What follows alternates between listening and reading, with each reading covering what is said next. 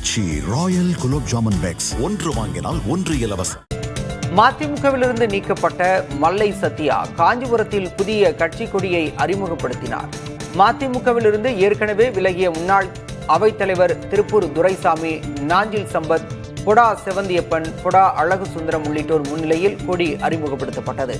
இந்த நிகழ்ச்சியின் போது பேசிய அவருடைய ஆதரவாளர் வல்லம் பஷீர், மல்லை சத்யா தொடங்கும் புதிய கட்சி அல்லது அமைப்பின் பெயர் நவம்பர் 20ஆம் தேதி அறிவிக்கப்படும் என தெரிவித்தார்.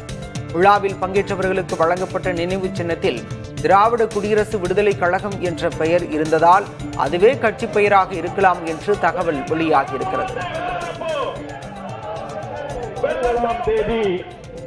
அமைப்பா அல்லது அரசியல் கட்சியா அதனுடைய பெயர் என்ன என்கின்ற அறிவிப்பை நிச்சயமாக வெளியிடுவோம் என்று சொல்லி அதற்கு முத்தாய்ப்பாக அண்ணா பிறந்த காஞ்சியில் அண்ணாவினுடைய பிறந்த நாளில் இதோ எங்களுடைய வண்ணமணி கொடியை உங்கள் உற்சாகமான கரவொலிகளுக்கிடையே அறிமுகம் செய்கின்றோம்.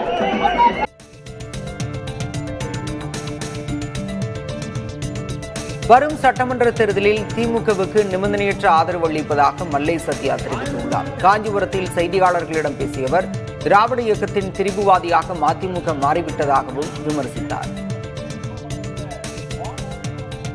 2001 22 தொகுதிகளில் கையெழுத்து போட்டுவிட்டு வீட்டுக்கு வந்து கூட்டணியை மாற்றியவர் தலைவர் வைகோ அவர்கள்.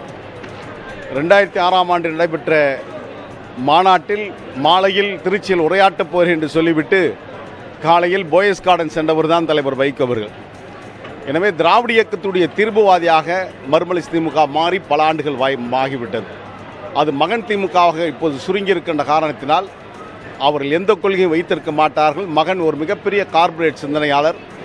அதை வைத்து இருக்கின்ற கொஞ்ச சொத்தை வைத்து ஏதாவது வியாபாரம் பண்ண முடியுமா என்றுதான் அவர் பார்ப்பார்.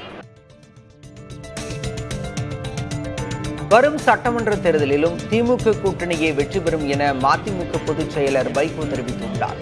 திருச்சி சிறுகனூரில் மதிமுக சார்பில் பேரறிஞர் அண்ணாவின் 117வது பிறந்தநாள் விழா மாநாடு நடைபெற்றது.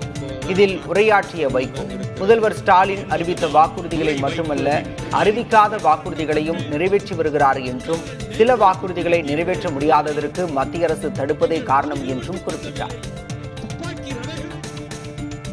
வரப்போகிற தேர்தலிலும் திராவிட முன்னேற்ற கழகத்தின் தலைமையிலான மதச்சார்பற்ற முற்போக்கு கூட்டணிதான் அபரிமிதமான வெற்றியை பெறும். திமுக கழகம் தனிப்பெரும்பான்மையை பெறும்.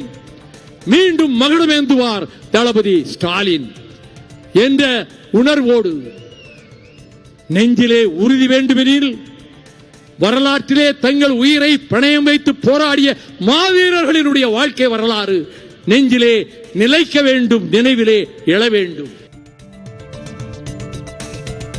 மதிமுகவை அழித்து விடலாம் என சிலர் 32 ஆண்டுகளாக முயற்சித்து வந்ததாக மல்லை சத்யாவை மதிமுக முதன்மை செயலர் துரை வைகோ கடுமையாக சாடியுள்ளார். மதிமுகவின் சார்பில் நடைபெற்ற அண்ணா பிறந்தநாள் விழா மாநாட்டில் உரையாற்றிய அவர், மதிமுகவை அழிக்கும் முயற்சி எப்போதும் நிறைவேறாது என தெரிவித்தார். இந்த இயக்கத்தை அழித்து விடலாம், பிளவுபடுத்தலாம் என்று கடந்த 32 ஆண்டுகளாக சிலர் முயற்சித்தனர். அப்போது முடியவில்லை, இப்போது முடியவில்லை, எப்போதும் முடியாது. இமயமலையை கூட நகர்த்தி விடலாம்.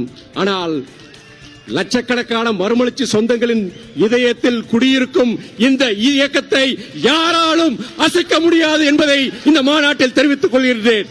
பல வேடிக்கை மனிதரை போல நான் வீழ்வேன் என்று நீ நினைத்தாயோ, நான் வீழ்வேன் என்று நினைத்தாயோ. மாநாட்டிற்கு பிறகு செய்தியாளர்களை சந்தித்த துரை வைகோவிடம் மல்லை சத்யா புதிய கொடியை அறிமுகப்படுத்தியிருப்பது குறித்தும், இயக்கம் அல்லது கட்சி தொடங்கப் போவதாக கூறியுள்ளது குறித்தும் வினவப்பட்டது. அதற்கு அவர் வாழ்க வளர்க என பதிலளித்தார். ஆச்சி ராயல் குலோப் ஜாமுன் பேக்ஸ் ஒன்று வாங்கினால் ஒன்று இலவசம்.